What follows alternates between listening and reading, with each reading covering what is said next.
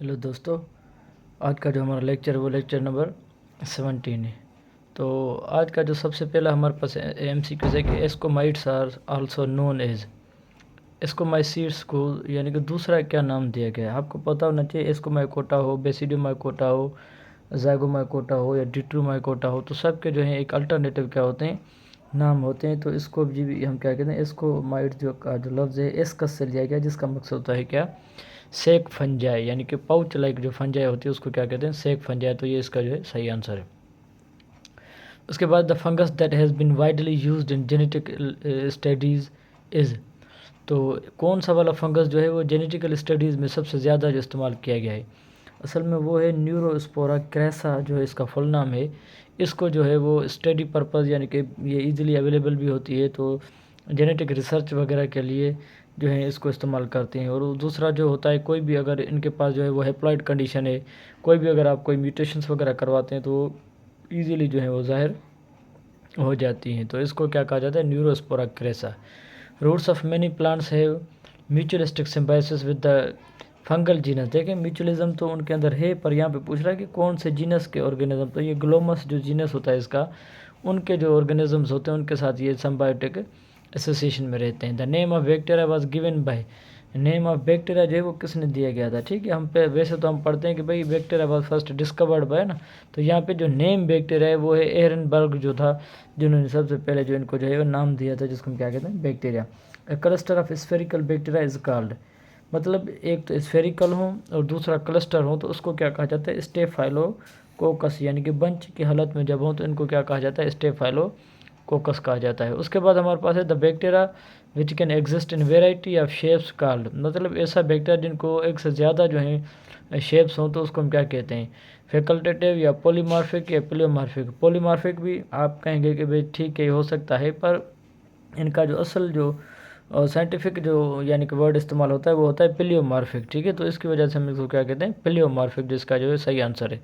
सर्सिना is made up of how many cocci, असल में ये 8 जो कोक्साई होते हैं, यानी कि क्यूब ऑफ 8 कोक्साई को हम क्या कहते हैं, सर्सिना कहा जाता है। The genetic material containing region of prokaryotic cell called, prokaryotic के अंदर वैसे तो ज़ाहिर हमें पता है कि न्यूक्लियस वगैरह नहीं होता, तो उनका जो न्यूक्लियस जेनेटिक मटेरियल होता है इसको क्या कहा जाता है, न्यूक्लियड, या इसको कभी कभार दूसरा नाम भी दिया जाता है, जीनोफोर भी इसको जो है वो कहा जाता है। ठीक है, तो ये प्रोकैरियोट से मतलब हम ज़ाहिर बैक्टीरिया की बात कर रहे हैं, तो उसके अंदर ये जेनेटिक मटेरियल जो होता है वो न्यूक्लियड होता है।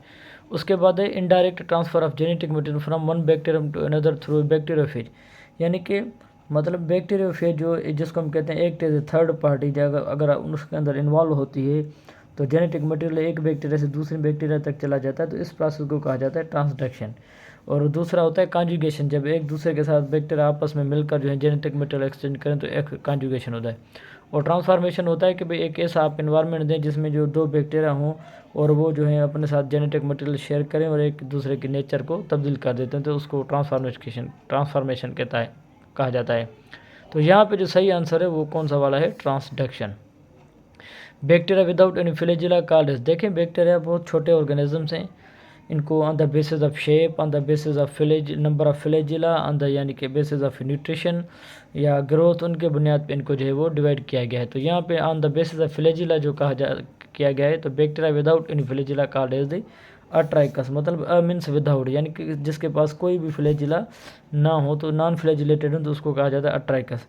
अगर दोनों साइड से हैं तो ये एम्फीट्राइकस, अगर बंच ऑफ यानी कि फ्लैजिला एक साइड से तो लोफोट्राइकस, अगर एक फ्लैजिला है वो भी एक साइड से तो उसको क्या कहा जाता है, मोनोट्राइकस। ठीक है, उसके बाद हमारे पास है कि भाई माइटोकॉन्ड्रिया और एब्सेंट इन, माइटोकॉन्ड्रिया को आपको पता है सेंटर ऑफ एरोबिक रेस्पिरेशन कहा जाता है, और वैसे भी जो है मोस्टली ये यूकैरियोटिक ऑर्गेनिज्म की जो है वो कैरेक्टरिस्टिक फीचर है, तो ये जो है वो बैक्टीरिया के अंदर नहीं पाई जाती, बाकी ये फंजाई में, यीस्ट में या ग्रीन एल्गी में आपको मिलेगी, तो इनके अंदर जो है एब्सेंट नहीं होती, मतलब एब्सेंट होती है। और इनके अंदर वो दूसरा क्या होते हैं, मीजोजोम्स होते हैं, जो एक तेज है, यानी कि माइटोकॉन्ड्रिया तौर भी काम करती हैं, या दूसरे जो काम होते हैं सेल डिवीजन हो गया, बाकी के सारे प्रोसेस जो है वो कौन कंट्रोल करता है, वो मीजोजोम्स करते हैं। ठीक है, तो आज के लिए इतना काफ़ी, इंशाल्लाह नेक्स्ट लेक्चर में आपके साथ हाजिर हूँ, दुआ में याद रखिएगा, शुक्रिया।